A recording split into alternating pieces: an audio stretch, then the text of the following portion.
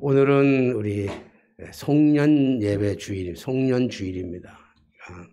한 해를 돌아보면서 마지막 주일, 51년, 52주 동안 변함없는 사랑의 눈동자로 하나님께서 우리를 지켜주셨고, 또 우리가 믿음의 끈을 놓지 아니하고 믿음으로 굳건히 지키면서 52주 동안 이렇게 지나와서 한 해를 돌아보면서 하나님 앞에 더 감사하는 마음으로 예배드리는 송년 예배입니다.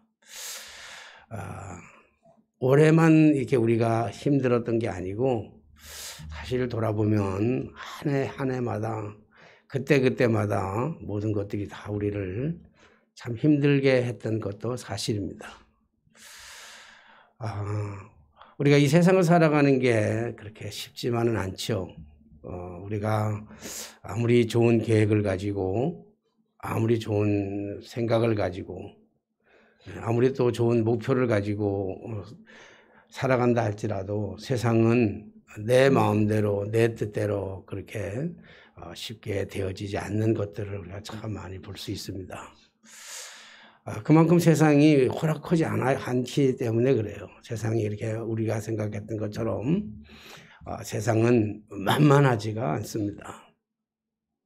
사탄 마귀는 끊임없이 우리를 향해서 불화살을 쏘아대며 공격을 하고 있고, 또 온갖 많은 유혹들을 가지고 우리를 넘어뜨리려고 공격하고 있기 때문에 우리가 이 험한 세상에서 우뚝 서서 살아간다고 하는 것이 참 쉬운 일은 아니죠. 그래서 우리가 마음먹은 대로 다 되는 게 없어요. 우리가 마음먹은 대로 모든 것이 다 잘 된다고 한다면 세상에 성공하지 못하는 사람들이 어디 있겠어요.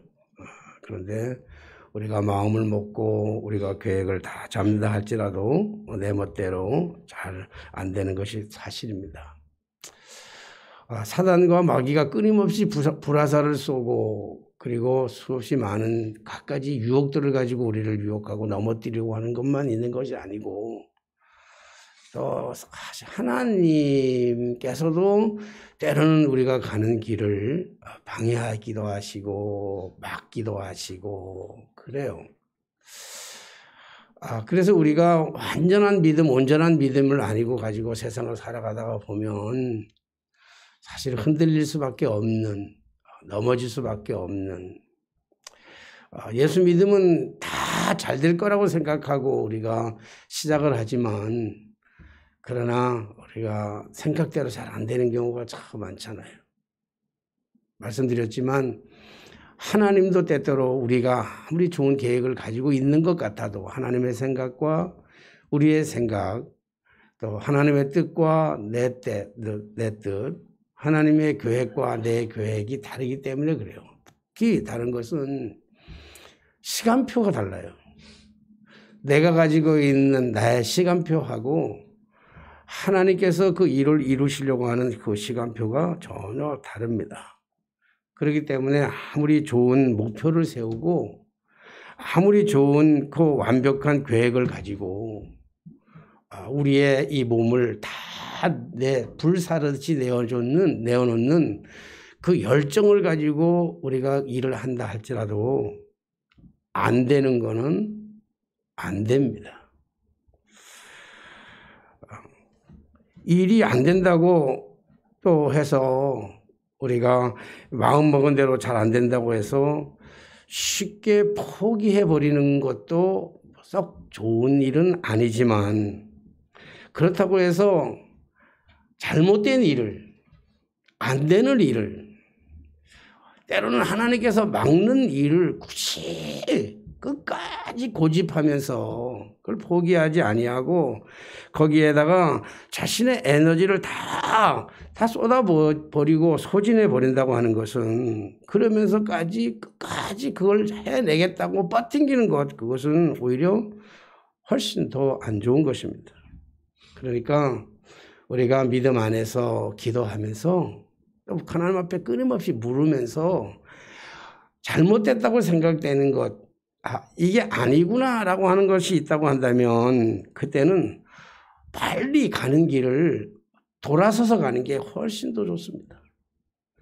미련하게 잘못된 길을 가지고 미련하게 가면 안 되는 그런 길을 가지고 끝까지 고집해서 가면 그만큼 고생스럽고 그만큼 힘들고 그만큼 자신의 일을 성취하는데 다른 데 에너지를 쏟게 되는 경우가 참 많이 있죠.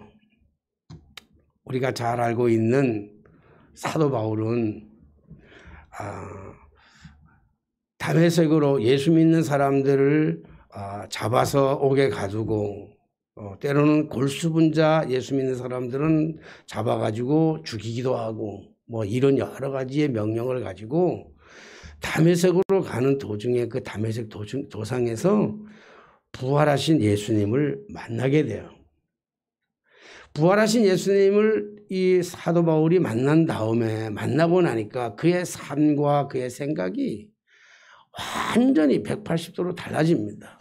지금까지는 세상적인 관심을 가지고 세상적인 영광을 취득하기 위해서 세상 사람들이 추구하고 있는 그 부귀와 영화와 명예와 권력을 위해서 쫓아가던 그런 생을 살았습니다. 그래서 거기에다가 온 정열과 온 지식과 자기가 가지고 있는 모든 것을 다 통틀어서 헌신하고 오직 그 성공을 향해서 달려가던 그가 오늘 다메섹 도상에서 예수님을 만남으로 말미암아 그의 삶의 가치관이 완전히 달라져서 지금까지 추구했던 세상의 부귀 영화나 이 모든 것들은 다 배설물처럼 다 여겨버리고 그리고 본인은 이제부터는 이방의 사도가 되어 하나님을 알지 못하는 주님을 알지 못하는 사람들에게 복음을 증거하겠다. 그렇게 마음을 먹고 그의 삶을 완전히 바꾸어 놓았습니다. 이렇게 세상의 것들을 다 버려두고 오직 하나님을 위해서 주님을 위해서 그렇게 열심히 살았는데 그렇다고 해서 그가 갖는 그 길이 다 꽃길만은 아니었잖아요. 뭐 다 꽃길만은 아닌 것보다는 오히려 훨씬 더 가시밭길이 많았습니다. 돌짝밭길이 많았습니다. 때로는 옥에 갇히기도 하고 때로는 매를 맞기도 하고 때로는 파손을 당하는 배에서 죽음을 경험하기도 하고 이 엄청난 일들 고난이 연속을 살아갔던 사도 바울의 모습을 볼 수가 있죠.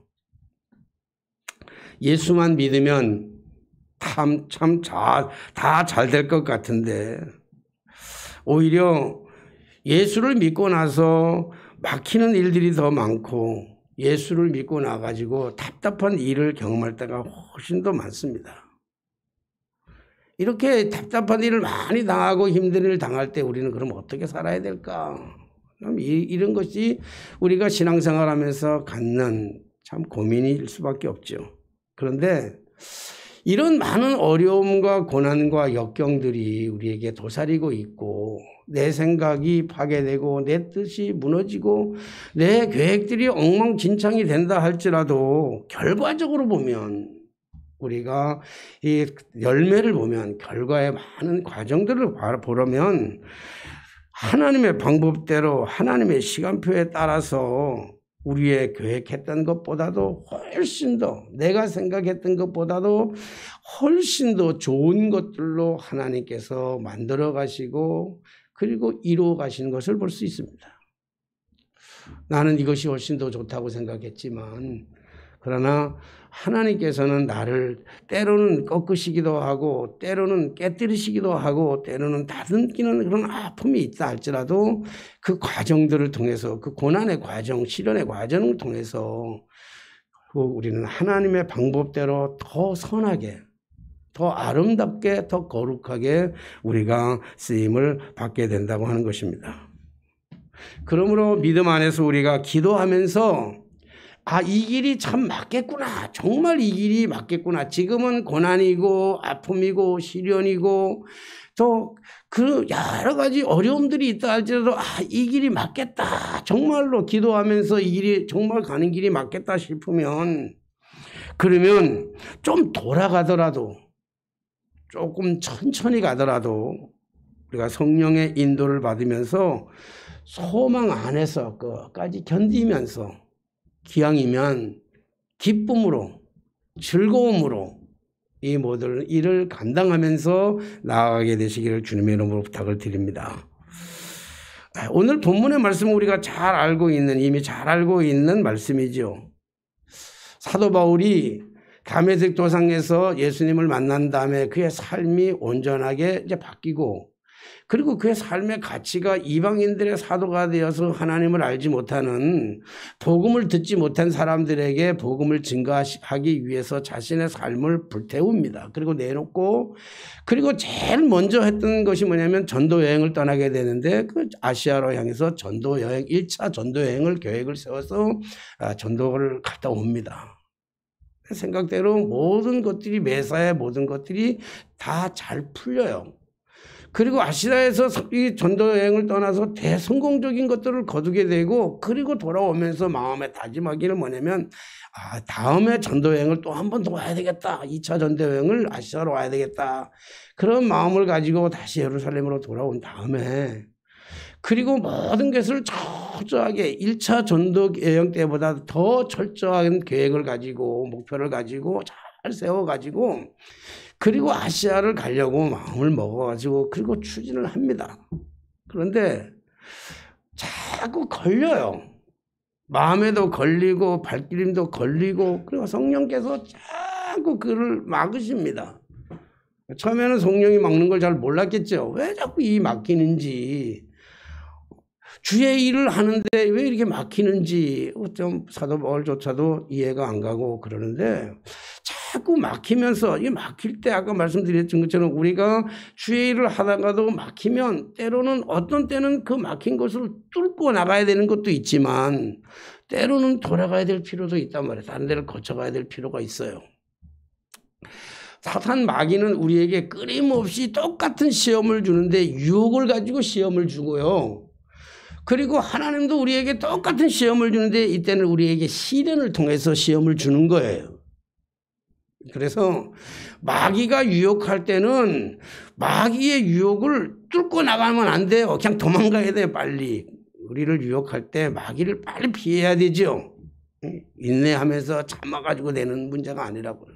마귀 유혹은 생각하지도 말고, 마귀 유혹은 도망가는 게 최고야. 피하는 게 최고입니다.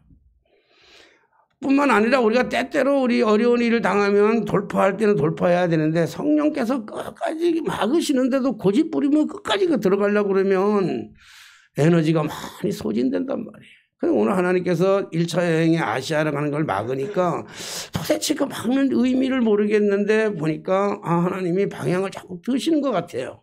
물꼬를 이렇게 만대로 트는 것 같은데, 그 트는 데가 어디냐. 그래서 그 인도하는 대로, 성령께서 인도하는 대로, 그래서 방향을 틀어서 갔더니 그것이 어디냐면 마게도냐라고 하는 게, 그리스에 있는 마게도냐라고 하는 곳으로 발걸음을 옮기게 되었습니다. 곧 교통의 중심지기도 하고요.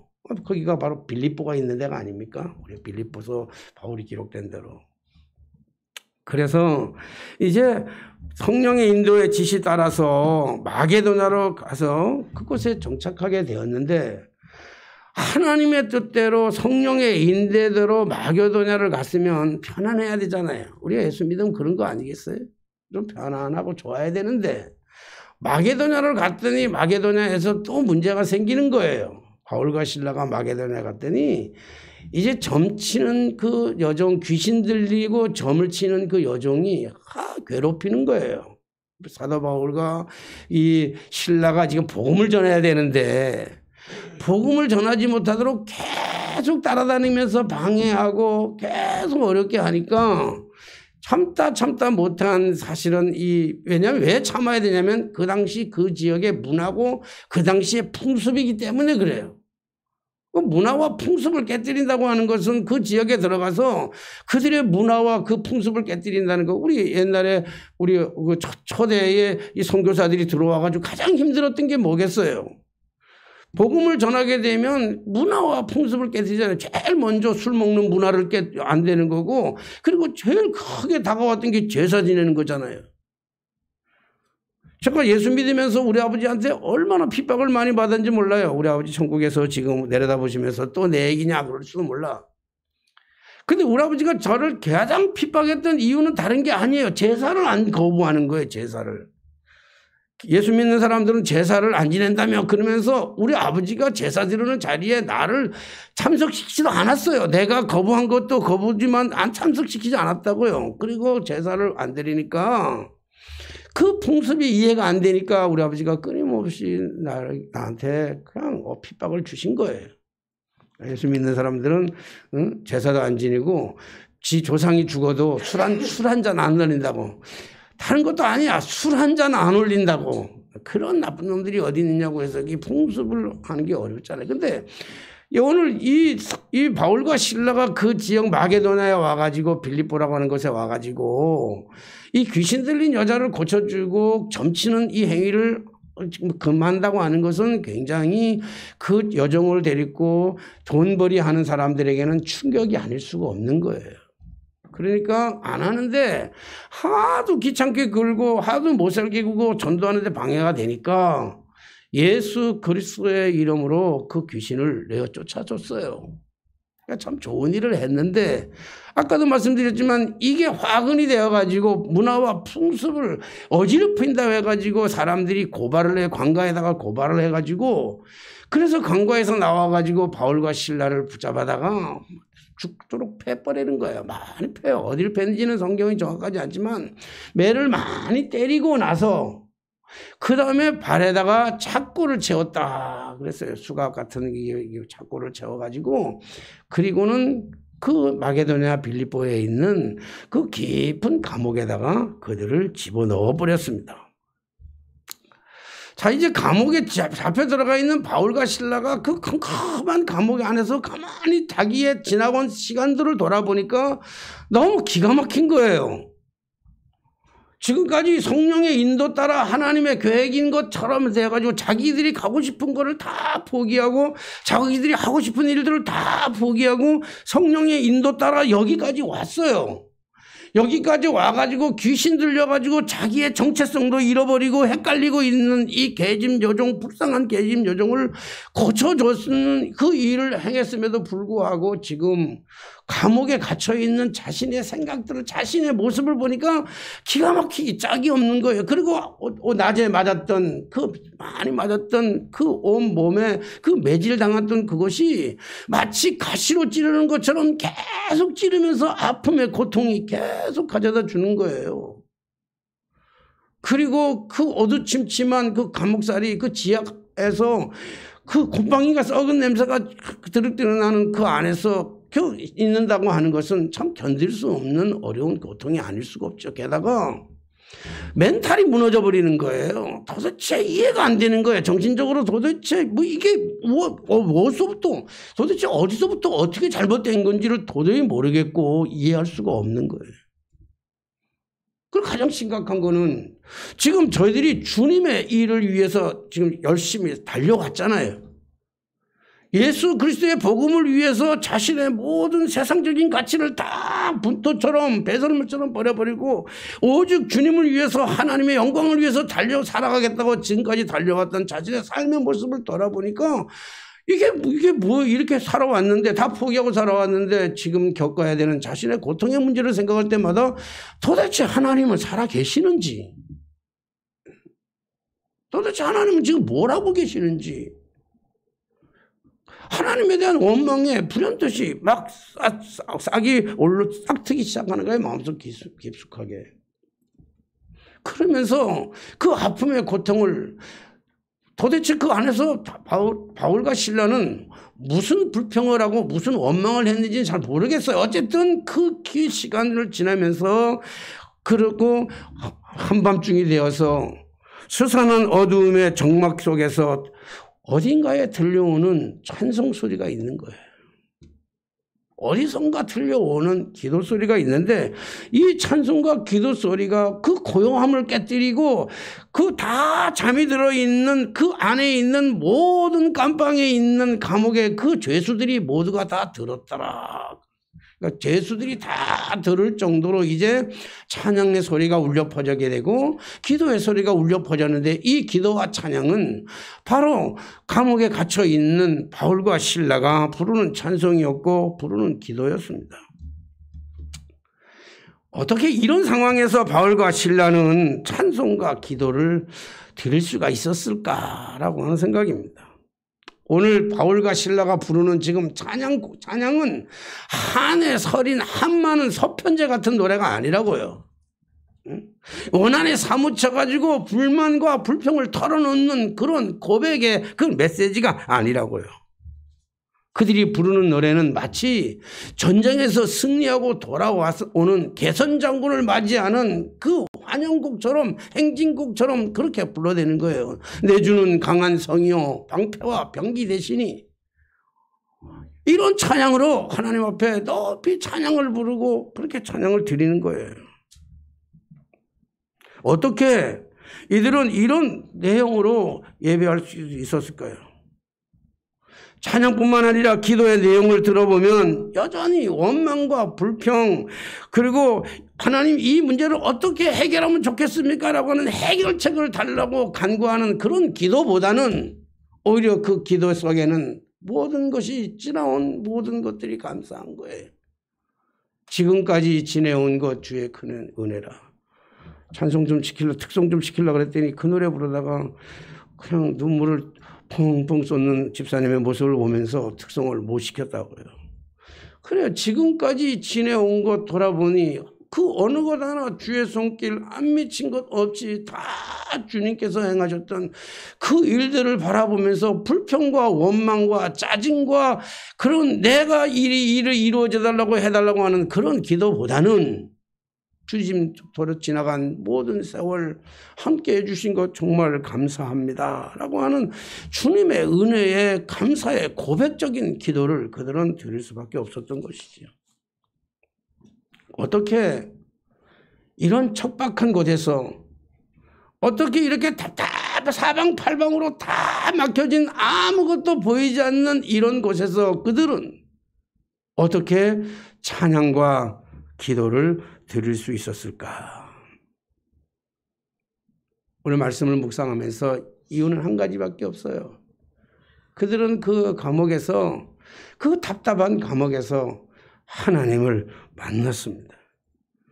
믿음의 주여 온전케 하시는 이인 예수를 바라보라. 오직 믿음의 주인이 되시는, 십자가에 달려서 고통받으시는 예수 그리스도를 그 어려운 환경과 고통 속에서 가시로 자신의 몸을 찌르는 그러한 아픔의 고통 속에서 그들이 바라보았던 것은 자신의 육체 덩거리가 아니라 자기를 위해서 십자가에 달려 돌아가셨던 그 그리스도의 그 십자가 위에서 고통받으시는, 가시면류관을 쓰시고 피를 흘리시는, 옆구리에 창자국을 찌르시고 고통당하시는 그 예수님, 죄 없이 십자가에 달리시는 예수님을 바라보았기 때문에 그렇습니다.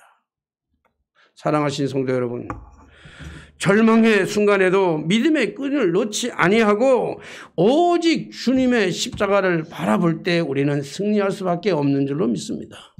믿음이란 바라보는 것입니다. 절망의 순간이 찾아온다 할지라도, 답답한 순간이 찾아온다 할지라도, 아무것도 사방팔방이 다 갇혀가지고 아무것도 할 수 없고 아무것도 보이지 않는 그때 할지라도 그때 하나님만 바라보시길 바랍니다.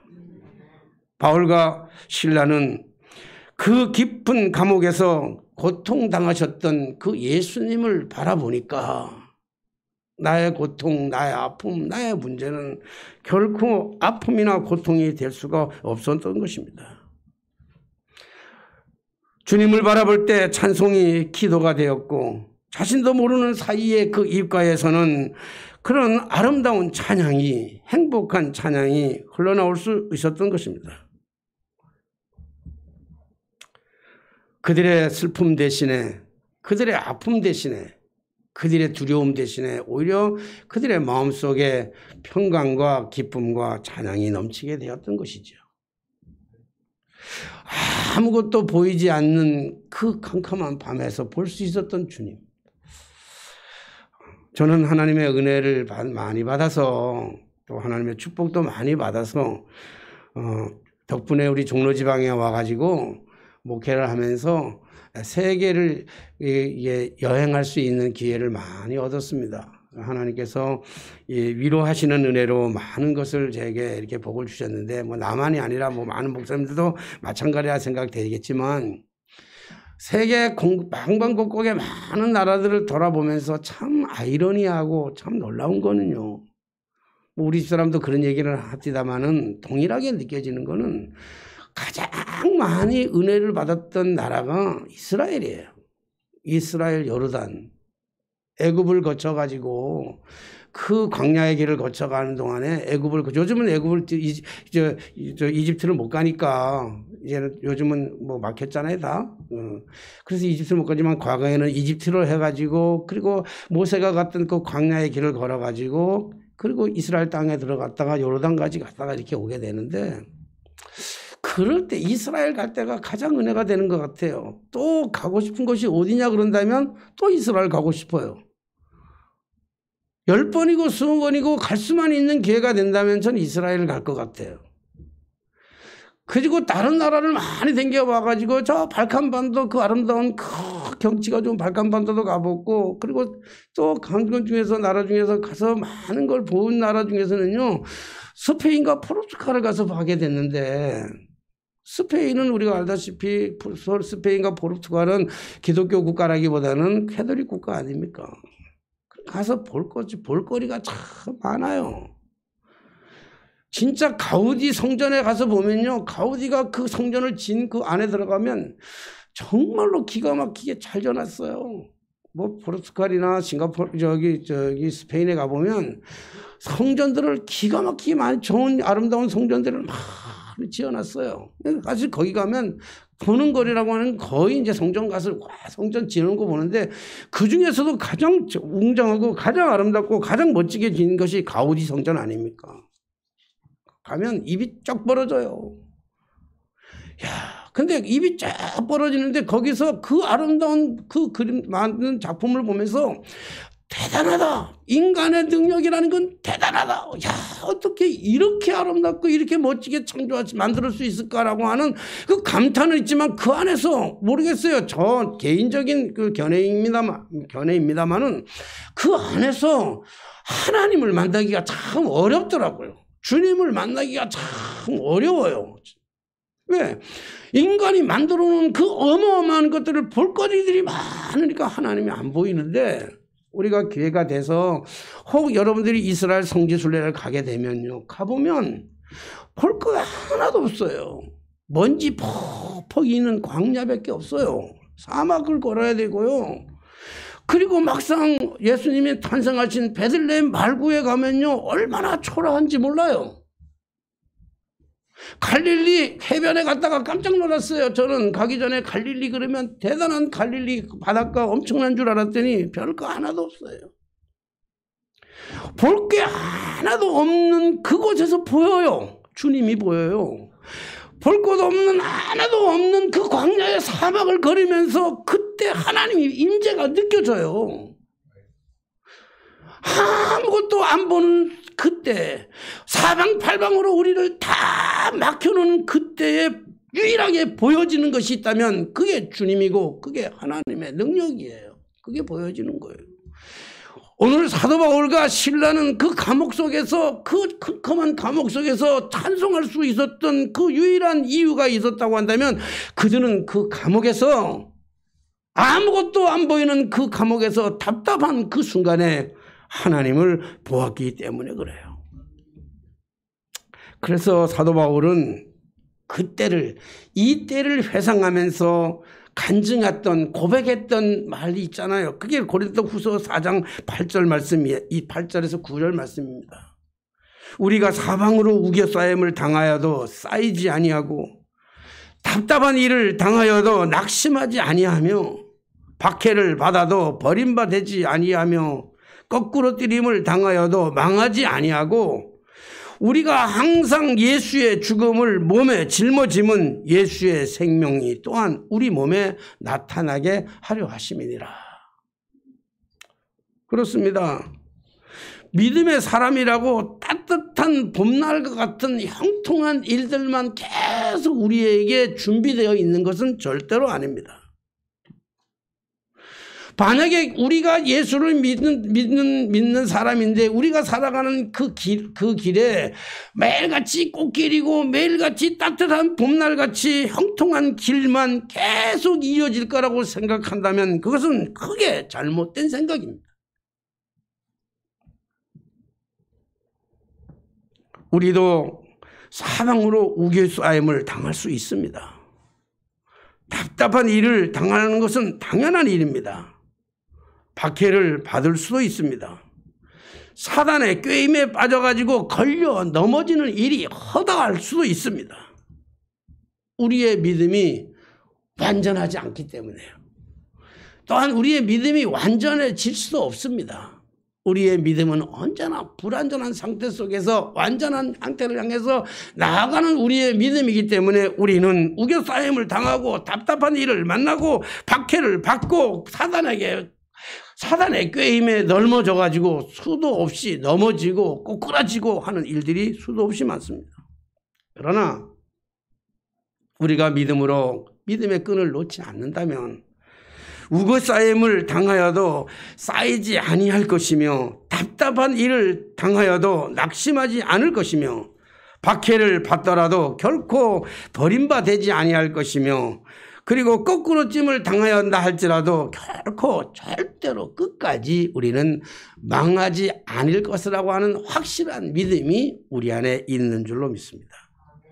이 사실이 믿어지는 사람은 이 사실이 믿어지니까 오늘 사도 바울은 그 감옥에서 그 척박한 그 곳에서도 하나님을 향하여 찬송하고 기도할 수 있었습니다. 사도 바울이 찬송하고 기도할 때 하나님은 옥문을 여는 작업을 하시잖아요. 그들이 묶였던 모든 것들이 다 풀려나고 옥문이 열리는 기적의 역사를 그들이 경험하게 되잖아요. 사랑하신 여러분, 살아온 우리의 시간들이 답답한 시간들이었습니까? 앞으로 우리가 살아가야 할 그 세상도 정말로 답답한 세상입니까? 그래서 모든 것이 묶여지고 아무것도 풀리지 않는 이런 힘든 삶을 살아간다 할지라도 그때 우리가 할 수 있는 유일한 일은 십자가에 달리신 그리스도를 바라보며 우리가 입술로 불평과 원망을 하기보다는 찬양과 기도할 때 우리의 모든 묶여졌던 것들, 우리의 모든 답답한 것들은 다 풀려날 줄로 믿습니다. 이스라엘 백성들이 출애굽을 하여 광야를 지날 때에도 여전히 그들은 어려운 일을 만나고 답답한 일을 만났죠. 그때마다 모세는 하나님을 찬양하고 그때마다 모세는 하나님 앞에 기도할 때마다 막혔던 모든 문들이 열려지는 그 기적의 역사 속에 그들이 꿈꾸었던 하나님이 주셨던 비전의 땅, 약속의 땅, 가나안 땅에 들어갈 수 있게 된 줄로 믿습니다. 송년 예배를 드리면서 지나간 1년 동안 우리를 정말로 힘들게 했던 것들은 도대체 무엇입니까? 다가오는 새해를 준비하면서 여전히 풀리지 않은 수수께끼 같은 여러 가지 우리의 인생에 그 어렵고 답답하고 우리를 꼬꾸라뜨리는 일들이 무엇입니까? 아니다고 생각하면 그 아닌 것을 끝까지 붙잡고 늘어져서 에너지를 소진하지 마시고 아닌 거는 내려놓고 돌아가고 맞는 거는 붙잡고 기도하면서 찬양하면서 감사하면서 나아간다면 하나님께서 우리의 모든 삶의 길을 인도해 주실 줄로 믿습니다. 노래 하나 부르고 싶은데 내가 노래를 잘 못 부르고 우리 아들이 또 이 반주가 가능할지 몰라가지고 한번 해볼까요? 네, 한번 해봅시다. 괴로울 때 주님의 얼굴 보라. 같이 한번 부르려고 그랬는데 악보를 준비를 못했는데 혹시 아는 사람은 가사를 불러줄 테니까 우리 같이 한번 하십시다. 괴로울 때 주님의 얼굴 보라. 평화의 주님 바라보아라. 1절만 하겠으면 내가 자꾸 노래를 잘 못 불러가지고 괴로울 때 주님의 얼굴 보라.